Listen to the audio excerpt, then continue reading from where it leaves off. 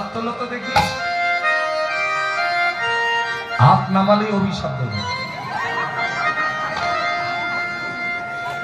যে হাত না তুলে বলবে হরি বল রাধে বল, তার সংসারে কালকে থেকে বাঁধবেই গন্ডগোল।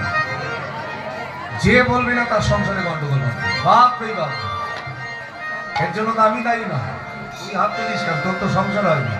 চয়নিক সবাই মিলে তালে তালে বলো জয় জয় রাধা। মুখে বলো রাধা রাধা। এটা কি হচ্ছে এত